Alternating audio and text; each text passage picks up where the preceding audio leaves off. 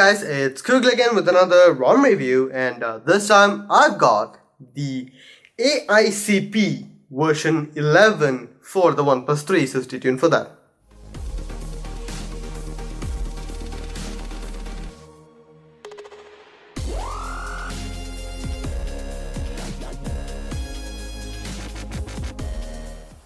So guys, the AICP ROM, I really have a special spot for AICP ROM because mainly I've been using this. I have used this as my daily driver on my old S3 when I was on board the ship, when the KitKat release was not available on the other stock platform.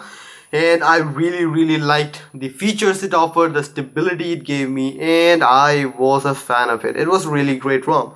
Now AICP has been available on other devices also, and my Nexus 5 also had AICP, and I had used that as my daily driver for some time now, and that was really cool. So how does it fare on the OnePlus 3? Now let's get started. I've been using this as my daily driver for some time now, and I really like it. Apart from a few quirks here and there, which I'll be detailing soon. So yeah, let's get started now. First things first, something which I've noticed is that the fingerprint reader takes a bit more time to recognize and unlock my device than on the Oxygen OS or basically any other CyanogenMod ROM for that matter. Maybe because I have everything enabled, every feature enabled, maybe that, or the compatibility with the fingerprint reader is kind of off. It may be there, but it is definitely a software issue rather than a hardware issue, so I understand that. So yeah, let's get to the settings now. In the settings menu, I can show you guys that in the about phone page, it is AICP,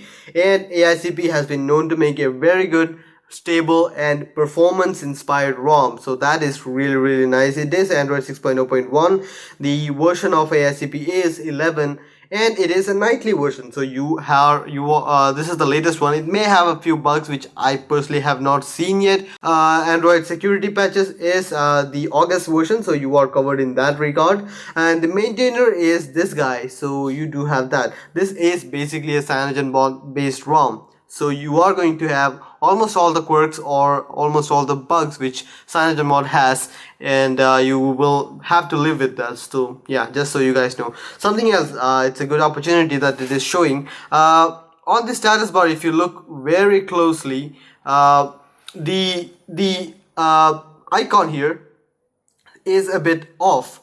I noticed that with a lot of CyanogenMod based ROMs, and the two data indicator icons are a bit misaligned, which I would have loved to have ironed out. When it is full, the various signal in my device, it's nothing to be scared of because it's almost aligned. There's no problems there. But whenever I lose signal, that gets a bit misaligned. So I'm hoping someone will take that up and get that done. So yeah, being a CyanogenMod ROM, the deactivating SIM2 does not remove the icon from the status bar, which kind of annoys me. As I've said, this is a CyanogenMod based ROM, so most of the settings in here are going to be basically CyanogenMod settings with a few extras because this is AICP. Now let's get started. Now in the sounds menu, you have almost all the settings which you will find in the CyanogenMod setting. Nothing special. In the display and lights mode, you do have live display which you can enable and disable. There are a few color profiles, including photography, which is basically RGB style, dynamic, which is the AMOLED super saturated one, and the standard, which kind of combines both of them. Also, you can customize the display mode, live display, which kind of bumps up the red areas during night, and during day areas it's more cooler, so you can have that. Automatic outdoor mode is really nice. I really appreciate that. Color calibration is available. Reduced power consumption is also available. Double tap to wake, double tap to sleep.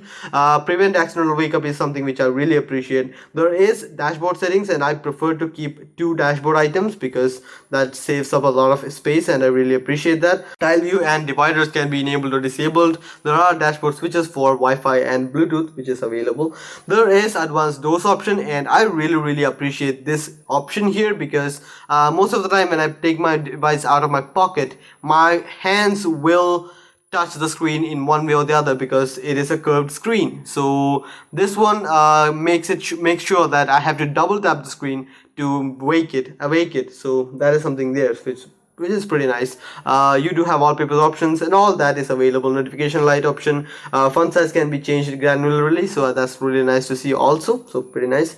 Notification option, you do have heads up enabler disable, so you can actually have precise control over what applications use heads up and how much time does the heads up notification stay there, and all that is available and really nice to see. Lock screen option, the lock screen option, you do have all of these options. It does have quick unlock, which I personally would like to disable, and a lot of other ROMs does not allow me to just disable the quick unlock, and this one does give me the option to do that, so that is really nice. Live lock screen is available. Lock screen messages, mid screen shortcuts, lock screen shortcuts, all of this is convertible, well, customizable, and you can do a lot of stuff with it, so pretty nice to see.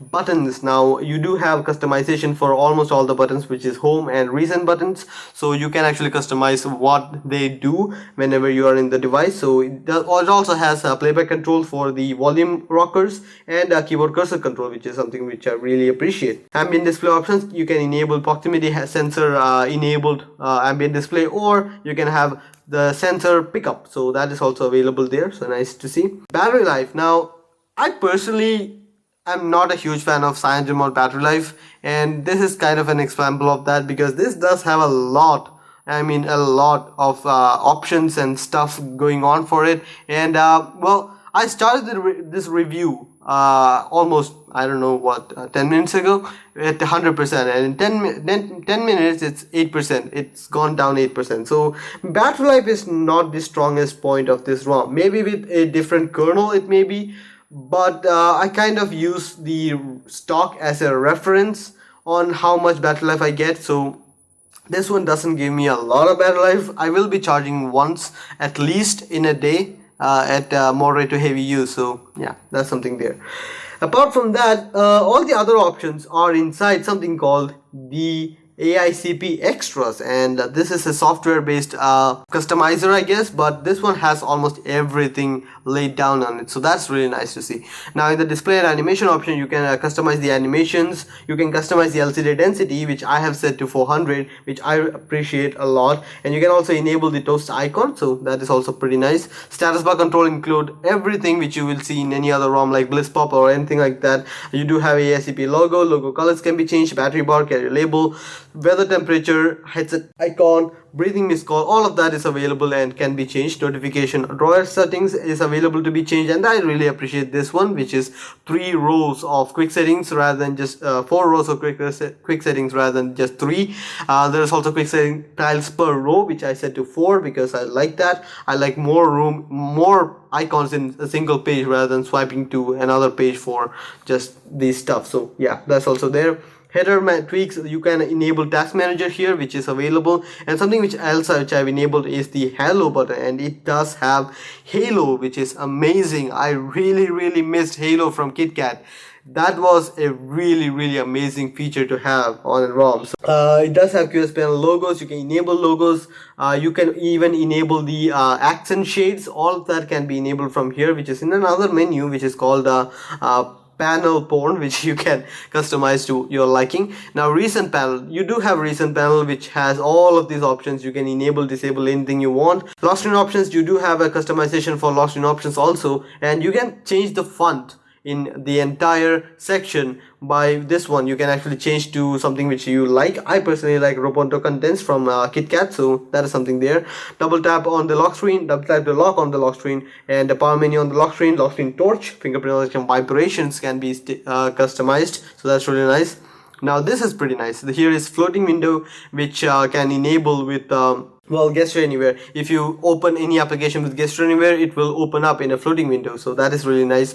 It's nothing new which this is doing. This is also available in Bliss Pop, I believe, or Resurrection Remix, I'm not entirely sure, but this is available in this ROM also, so that's something which I really appreciate. App circle bar, app sidebar, and gesture anywhere they're all available, and even Slim Recents is available. Slim and Omni Switch is available, so I personally like Omni Switch a lot more than the stock implementation of recent menu, but for aesthetic sense I'm still using this one, and that's good enough. So yeah. Halo. Now, as I've already said, Halo is a big part of this ROM, and I really appreciate Halo. I personally like this thing, and this is materialized right now, and it is really nice. You can hide it until awoken. You can awake it by swiping from this area and enabling it. Hopefully it should be enabled, and well, it's not coming, but you can do that, and you can customize the way your Halo bubble acts, including size. All of that can be customized from here, so that's really nice to see. Now, panel point, this is what I was saying about. You can put accent colors to all of these shades and panels and all that, and that's really nice to see if you want to customize everything in your device. Blur UI is something which is available. You can blur the status bar background, notification header, quick settings, all of that can be blurred. If you enable that, these all options will be enabled to you, so you can actually have that. In various shade, you do have a few options, which is like disable FC notification. If you are having problems with FCs, you can just disable the FC notification, because they don't do anything at all. It just closes the application and just gives you something. So yeah, you can do that. 3-finger gestures can enable to take a screenshot, so that is also available. You can delete it from the shortcut, so that is pretty nice. Boot dialog. Now, boot dialog is the thing which comes up in the middle, so which shows you the optimizing application list, so something there which is really nice to see. And you can test how it will appear, and that is something really cool. You can actually change everything regarding this, like I want it white, so it is white, or you want the background color to be something of a gray, and it can be gray. So you can actually control whatever visual element appears in your device, so that is really nice. It does have system app remover if you don't want any of the system app applications to interfere with you, so you do have that option. System tuner is just basic marshmallow stuff. Add away is something which is available. I personally don't use add away, but it is available if you are someone who uses that. Wake lock blocker is also something which is available, and I really appreciate that, because yeah, this ROM does have a few wake lock issues. For wake locks, I'm personally using Amplify, and that works out pretty well. But for those who are not paying for Amplify, you will not be able to block the wake locks or alarms. So you do have that option to just do this. You do have navigation bar settings, which I personally will not be using, because if you have buttons on the bottom, why would you use navigation bar apart from just having much more functionality, which I don't really need, I guess. So yeah, it does have the CyanogenMod theme engine, which is really amazing. I really appreciate that, and I am using the Hexo Libre theme from Cyanogen, and I am liking it so far. I have been using the Hydrogen OS theme for a long time now, and I really like that one also. Let's get to the other stuff about the ROM. As you can see, I have been using this as my daily driver for some time now, and I have installed everything here, and I actually really like the ROM. I don't have much issues with it. Games are pretty amazing. I've been able to play a lot of games. There is something called AICP OTA, which notifies you if there are any updates, and I have actually installed the latest update, which is 17. I was running a 15 version, and I have downloaded and installed the 17 version, and the install is quite seamless. I didn't have to do anything. I just had to click a button which showed up in the screen saying that the 17 version is downloaded. You might want to install that. It was a dirty flash, but I didn't have any issues till now, so that is pretty amazing. So yeah, I guess that much is it about this one. Let me show you guys the boot animation, which is pretty amazing. So here is the boot animation on the AICP ROM, which is okay. AICP stands for Android Ice Cold Project, if you didn't know that. So this is dripping ice and all that stuff, so pretty nice. So yeah, let me just show you guys the Antutu benchmark score, which well, it isn't much. Now this is the lowest score which I've received, but the highest score which I received was also nothing special. It was just 130,000, which in my opinion is just sad. I mean, yeah, OnePlus 3 normally has a very high score. Okay, the device itself says that my device is below LG's G5. iPhone SE, iPhone 6s, 6s7 Edge, all of this, it's behind everything like this, and my phone is sitting here. So let's just compare where it lost that score. RAM score is better in my device, but almost everything else is pretty much well, lower. And yeah, UX strategy game, this is where it took a lot of that hit. Normally it is 7758, here it is 5705, which I'm not entirely sure why that is. Maybe a custom kernel can fix that up, but yeah, I just want to share this thing with you guys. Maybe that's what you get when you enable everything under the sun in one ROM, so that might be the case. So yeah, just so you guys know. So yeah, I guess that much is it about the ROM. In conclusion, I would like to say that this is one of the more complete ROMs which you can get for your OnePlus 3. This has almost everything which you would like to have in a custom ROM. Well, this is CM based ROM, so everything you want to have in a CM ROM, and it didn't show me any sort of slowdowns whatsoever. That was pretty much around the clock it was running, and I didn't have any issues with it. Camera works perfectly, and I've already said this and I'm gonna say this again, there isn't much reason right now to be stick with Oxygen OS, other than the fact that you like Oxygen OS. Nothing in the performance, nor in the camera, nor in the dash charging, nor in the overall refinement of the ROM. It's pretty much the same across the board. So yeah, I guess that much is it about the ROM. This is again AICP version 11 for the OnePlus 3, latest nightly version. So yeah, so please like, share, and subscribe if you like the video, and I hope to see you guys next time. Bye.